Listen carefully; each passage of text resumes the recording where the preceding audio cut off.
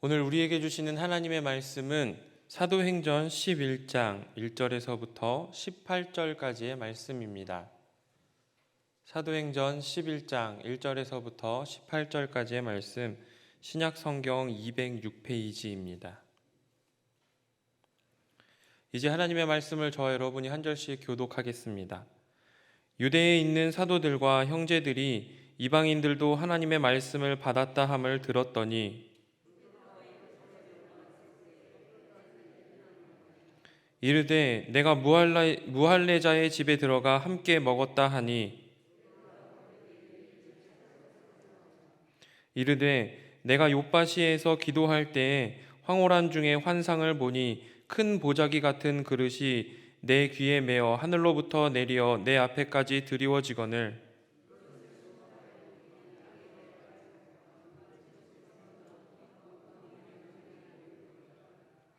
또 들으니 소리 있어 내게 이르되 베드로야 일어나 잡아먹으라 하거늘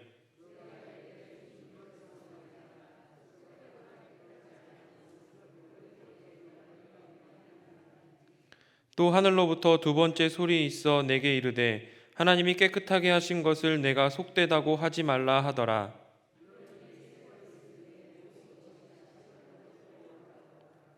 마침 세 사람이 내가 유숙한 집 앞에 서 있으니 가이사랴에서 내게로 보낸 사람이라.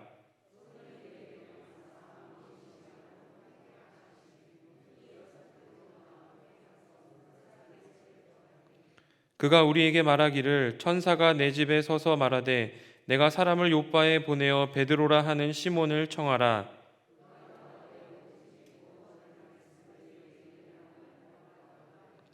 내가 말을 시작할 때 성령이 그들에게 임하시기를 처음 우리에게 하신 것과 같이 하는지라.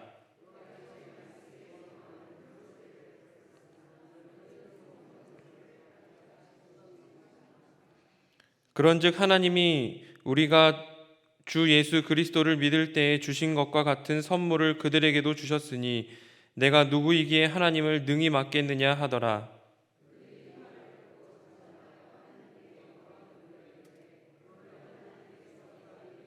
생명 얻는 회개를 주셨도다 하니라. 아멘.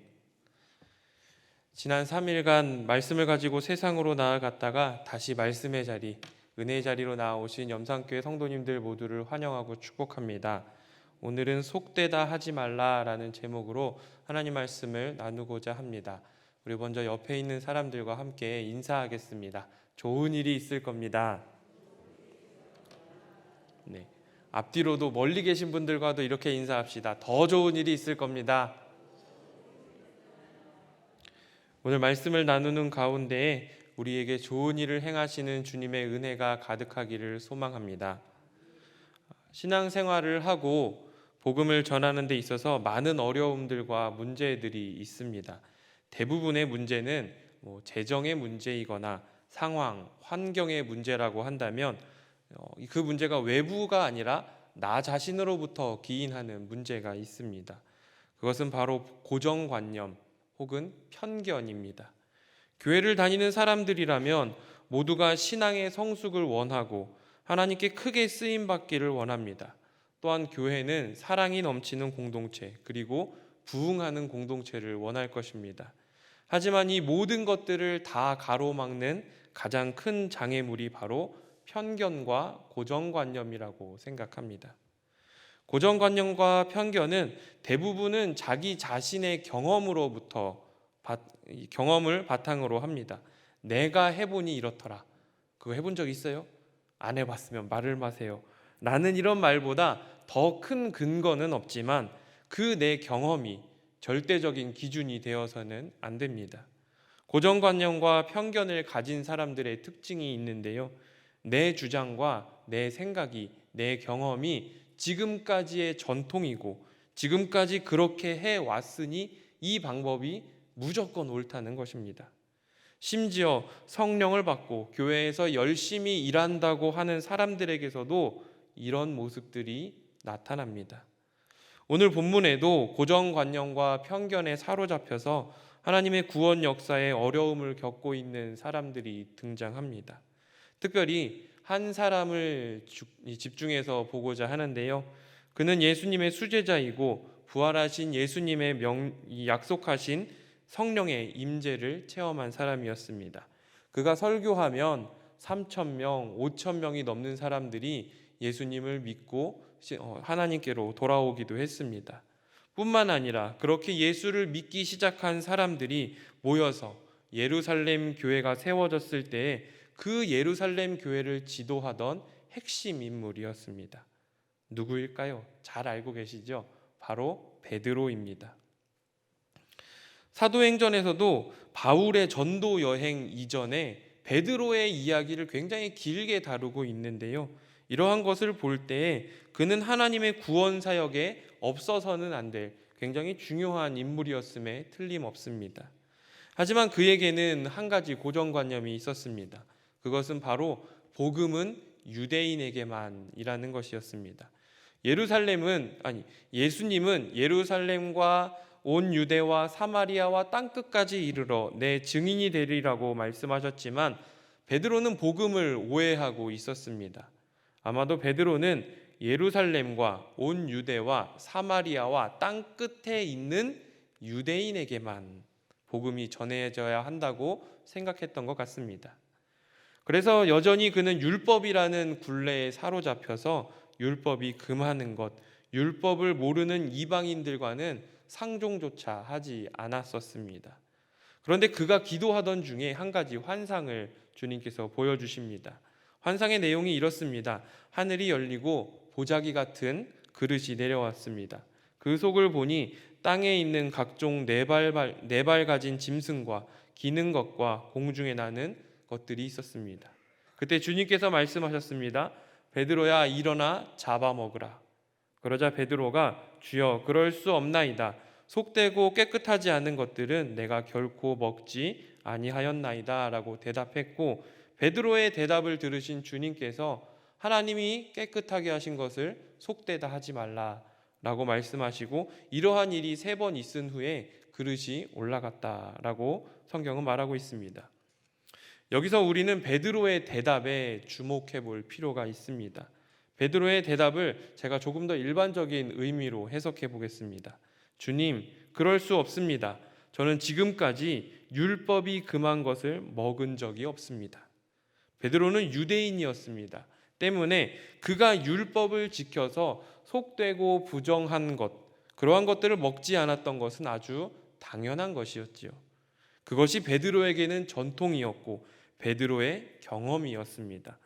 조금 더 나아가 저는 베드로의 대답에서 그동안 자신이 지켜왔던 그 율법에 대한 자부심까지도 느껴집니다. 그런데 여러분, 베드로의 대답에서 하나님을 지칭했던 말이 무엇이었죠? 주여라고 하나님을 부르고 있습니다. 베드로는 분명 하나님이 자신의 주인 되심을 고백하고 있습니다. 그 말 속에는 나는 하나님의 종입니다라는 믿음의 고백도 포함되어 있습니다. 그럼에도 불구하고 베드로는 그가 주님이라고 부르는 하나님의 말씀보다 자신의 경험과 자신이 지켜왔던 전통, 그 율법을 우선시 여기고 있습니다. 아니, 율법이라는 틀 속에 있는 자신의 그 생각을 하나님의 말씀 위에 두고 있음을 볼 수 있습니다. 이렇게 경험에 의해서 굳어진 고정관념과 편견은 모두에게 있습니다. 저에게도 고정관념과 편견이 있었는데요. 저는 어려서부터 교회에 나갔습니다. 중고등학교 시절에도 교회 다니는 친구들을 많이 사귀었습니다. 거기에다가 장신대에 입학하고 나니 어느덧 제 주변에는 교회 안 다니는 사람이 훨씬 더 적어졌습니다. 교회 안 다니는 사람을 만나기가 어려웠습니다. 만나고 사귀는 사람들이 대부분 교회 다니는 사람들이다 보니까 저에게도 편견과 고정관념이 생기기 시작했습니다. 바로 구원받을 만한 사람과 그러면 안 될 사람을 제 스스로가 어느 정도 구분해 놓고 있었습니다. 쉽게 이야기하면 저 사람한테는 예수님을 증거해도 돼. 저 사람한테는 복음을 전해도 돼. 저 사람은 절대 복음을 들어서는 안 돼. 이런 사람들이 정해져 있었습니다. 이러한 생각은 장신대에 다니고 전도사 사역을 하면서도 변하지 않았습니다. 그러던 어느 날 제가 군대에 입대하게 되었습니다. 이전까지는 교회 다니는 사람들만 사귀었기 때문에 대부분 사람들이 말도 잘 통하고 사람 사귀는 것이 어렵지 않았는데, 군대에 가서 그렇지 않았습니다. 군대에서는 이렇게 편하게, 요즘에 학교에서도 가나다라로 이 번호를 정하지 않습니까? 제 성이 구씨라서 7번이었는데요. 제 앞에 6번 친구는 교회에 다니지도 않았고 우리 시각에서 보면 굉장히 방탕한 생활을 하던 친구였습니다. 노는 게 좋다 보니 늦어지다가 미루다가 느지막하게 군대에 온 친구였습니다. 8명이 한 내무실을 사용했는데요. 사회에서 어떤 생활을 했는지, 어떻게 살았는지 이러한 저러한 이야기를 나누는데, 저를 제외한 다른 친구들은 교회 안 다녔거든요. 그 친구들의 이야기는 저에게 굉장한 문화 충격이었습니다. 특별히 제 앞에 있던 6번, 그놈은 중학교 시절부터 술, 담배, 여자를, 이 삼박자를 두루 누리며 살고, 대학에 가서는 클럽을 전전하면서 이 여성들과 원나잇을 즐기기 위해서 매일매일 강남과 홍대를 오고 갔다라는 그의 무용담을 들었습니다. 엎친 데 덮친 격으로 그 친구가 제 2층 침대 바로 밑에 살았거든요. 그러다 보니까 밤새도록 하는 그 이야기를 제가 들을 수밖에 없었습니다. 그 친구의 이야기를 다 듣고 강단에서 제가 이러한 얘기를 해도 될지 모르겠는데요, 솔직히 그때 들었던 제 심정은, 야, 이거 인간 쓰레기인데 너는 절대 구원받으면 안 되겠다, 이러한 생각이 들었습니다. 그 친구하고 팀을 맞춰가지고 임무를 수행했었어야 됐기 때문에 적당한 관계는 유지했지만, 그 친구에게 절대 교회 같이 가자라는 이야기를 하고 싶지 않았습니다. 그래서 종교 행사, 이 부대에서는 종교 행사를 하잖아요. 친구가 요즘에는 교회에 예쁜 여자들이 많이 온다더라, 나 교회 가도 되냐? 라고 친구가 저에게 물어봤을 때, 이제는 절이 더 많이 온다더라, 절로 가라, 이렇게 이야기를 했습니다.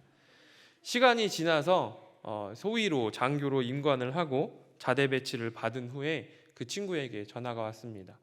선임이 너무 괴롭히는데 너무 마음이 힘들고 그래서 죽고 싶다. 어떻게 해야 하냐? 그래도 네가 사회에서 전도사도 했다고 하니 이럴 때는 어떻게 해야 하냐? 나를 위해 기도해달라고 이야기했지만, 그때에도 저는 여전히 집버릇 개 못 준다, 너는 구원받으면 안 된다, 절에 가봐라, 이런 이야기를 했었습니다. 짧지 않은 시간 교회 다니고 신앙생활을 하면서 저에게는 저 자신만의 구원을 받아도 되는 사람과 그러면 안 될 사람의 경계가 있었습니다. 적어도 사회에서 남부끄럽지 않게 살아야만 교회에 나올 만한, 구원받을 만한 자격이 있다고 생각을 했었습니다. 이것이 저의 고정관념이었고요, 이것이 저의 편견이었습니다. 그런데 제가 이 본문을 읽으면서 묵상하던 중에 하나님께서 그 친구를 떠오르게 하셨습니다. 그 친구도 분명 구원받아야 할 하나님의 아들이고 하나님의 백성인데, 불쌍히 여겨야 할 하나님의 백성인데, 그를 흘려보낸 것이 정말 마음이 좋지 않았습니다. 너무 하나님께 죄송해서 주님 앞에 고개를 들 수가 없었습니다. 사랑하는 염산교회 공동체 여러분, 혹시 여러분에게도 이러한 고정관념과 편견이 있지는 않으십니까? 복음을 전해야 할, 구원받아야 할 사람이 따로 있다고 여러분이 정해놓고 있지는 않으십니까? 혹은 전도의 사명을 감당할 사람이 따로 있다고 생각하고 있지는 않으십니까? 그것도 아니라면 복음을 전해야 할 순간과 그렇지 않아야 할 순간을 여러분이 정하고 있지는 않으십니까?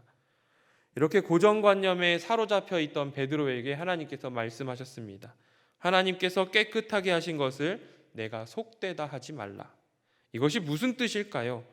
이 말씀은 너의 경험과 너의 사고방식으로 하나님의 말씀을 가로막지 말라는 것입니다.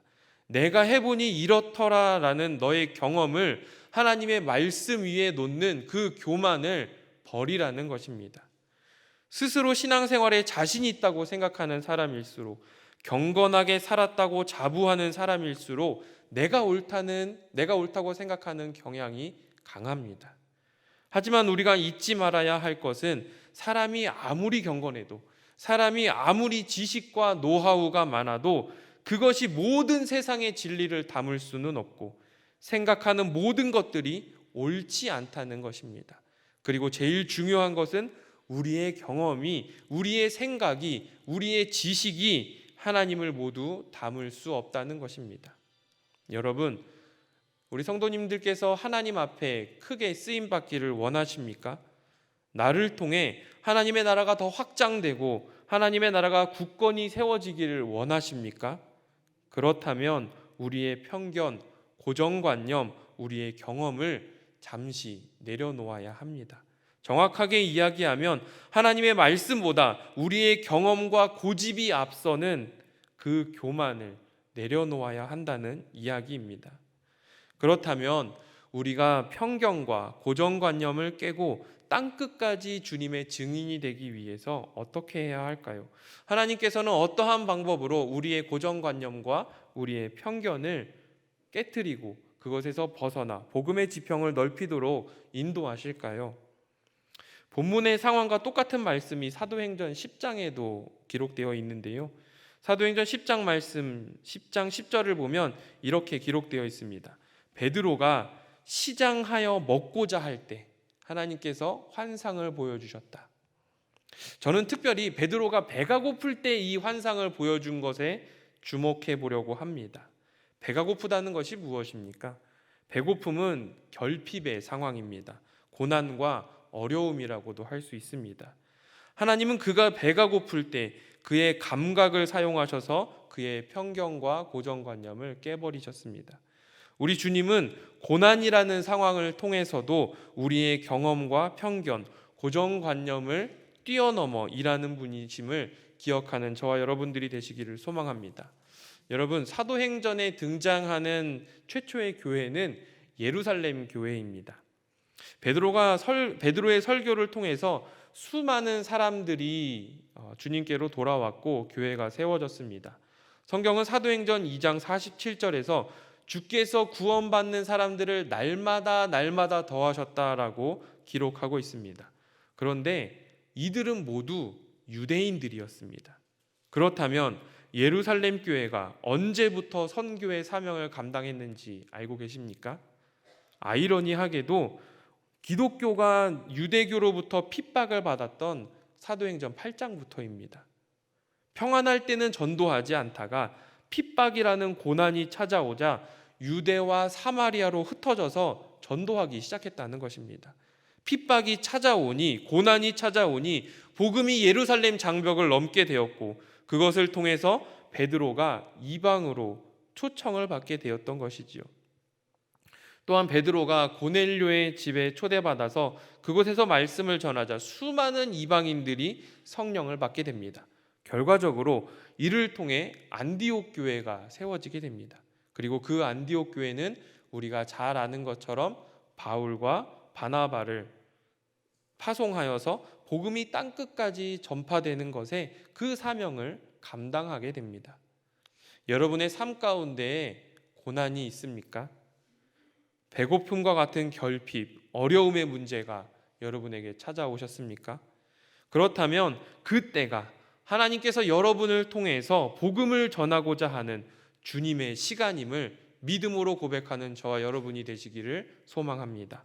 고난의 때에 그 고난의 문제에만 매달려 있을 것이 아니라 그 너머에 있는 주님의 구원 계획을 깨닫고 고난을 통해서 하나님의 구원 역사에 동참하는 믿음의 일꾼들이 되시기를 주님의 이름으로 축복합니다. 다음으로 하나님께서 우리의 경험과 편견, 고정관념을 깨시는 방법은 하나님의 음성, 즉 말씀입니다. 하나님은 베드로에게 하늘에서 내려온 큰 그릇 속에 여러 가지 부정한 짐승을 먹으라고 말씀하셨습니다. 무슨 얘기입니까? 율법이 아니라, 너의 경험이 아니라 하나님의 말씀을 들으라는 것입니다. 내가 가지고 있는 경험, 율법을 잘 지켰다는 그 자부심을 버리고 하나님의 음성을 듣고 하나님의 음성에 집중하라는 것이지요. 하나님은 우리가 폐쇄적인 태도를 버리고 생소한 것에 대해서, 생소함에 대해서 마음을 열고 그 생소함을 품을 수 있는 마음 갖기를 바라십니다. 우리가 하나님의 음성을 듣는다는 것은 말씀에 우리 자신을 내던진다는 것과 같습니다. 내 작은 그릇에 내 것에 하나님의 말씀을 담을 수가 없기에 우리가 가진 지식과 경험이 하나님의 진리를 모두 담을 수 없기에 말씀을 받아들이는 것 자체가 나를 깨트리고 내가 깨어지고 나를 말씀으로 던진다는 의미이죠. 때문에 내가 말씀을 듣지 않는다는 것은 아직도 내 속에 내 자아가 깨지지 않았다는 말과 동일합니다. 사랑하는 염산교회 공동체 여러분, 우리가 말씀을 듣고 순종하는 순간, 말씀 앞에 엎드리는 순간 우리의 교만한 자아가 깨어집니다. 원수를 사랑하고 그를 위해 기도하라. 우리의 작은 그릇을 가지고 이 말씀을 담을 수가 있을까요? 내 경험과 내 아집과 내 편견만 가지고는 절대로 불가능합니다. 그런데 그 말씀을 듣고 아멘으로 순종하며 눈물을 흘리는 가운데 나를 괴롭게 하는 이들을 위해서 기도할 때 우리의 마음의 벽이 비로소 무너지게 되는 것입니다.